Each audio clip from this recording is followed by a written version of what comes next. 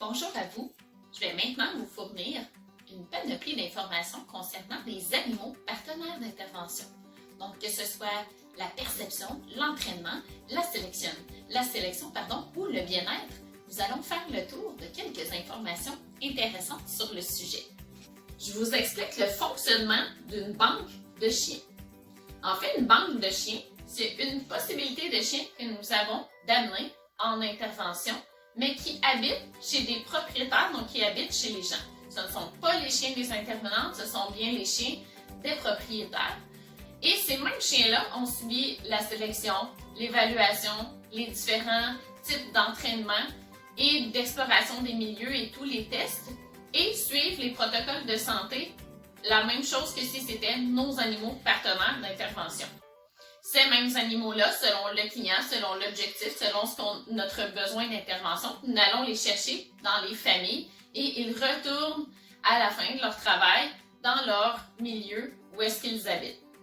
Souvent, les gens nous téléphonent pour nous dire « Nous avons un bon chien d'intervention, nous aimerions qu'il fasse de la zoothérapie. » Et c'est une très très belle ouverture des propriétaires de faire ainsi.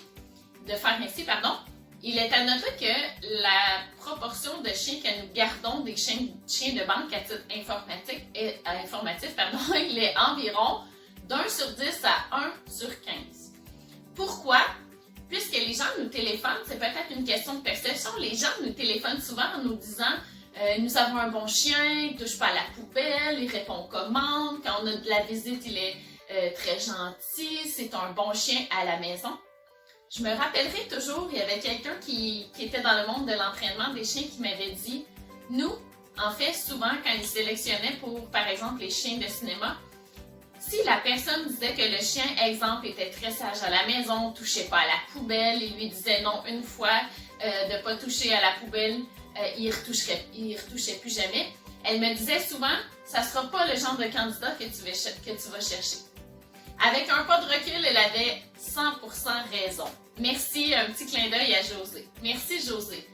En fait, ce qui est important de comprendre, c'est qu'un chien qui est très sage dans la maison, c'est excellent pour un partenaire à la maison qu'on veut qu'il ne touche pas à la poubelle, monte pas sur le comptoir. Par contre, dans un contexte de travail comme la zoothérapie ou le cinéma, en fait, on veut un chien qui prend des initiatives, on veut un chien qui est persévérant. Donc, si par exemple un chien touche à la poubelle à la maison et le propriétaire lui dit non, il ne retouche plus à la poubelle, ramenons ça en contexte d'intervention.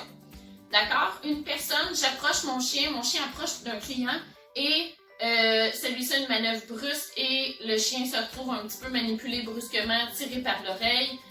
Si le chien n'est pas persévérant, donc c'est comme si le chien venait de se faire dire non, il approche un client, il reçoit peut-être une tape, c'est comme s'il venait de se faire dire non.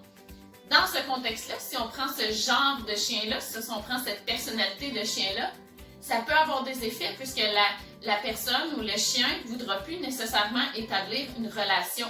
Donc, on n'aura pas de persévérance dans un travail, dans quelque chose qui est plus difficile. Donc, souvent, nous allons prendre les candidats de chiens de banque que les gens vont nous dire « Vous le voulez pas, il écoute rien, il tire en laisse. » Il saute sur le comptoir, ça fait 10 fois que je lui dis de pas sauter sur les gens, il saute pas, il ouvre la poubelle, il se promène partout, il en fait qu'à sa tête. En fait, sachez que souvent, ce sont les candidats que nous recherchons en intervention. Donc, j'ai déjà fait une autre capsule sur chacun a le point fort de sa faiblesse. Donc, voilà, c'est un bel exemple. Un bon chien de maison n'est souvent pas nécessairement un excellent partenaire de zoothérapie, ce qui ne veut pas dire qu'il ne le serait pas. Cela nécessite une évaluation, mais c'est une petite réflexion que j'avais envie de vous faire. Alors, bonne journée!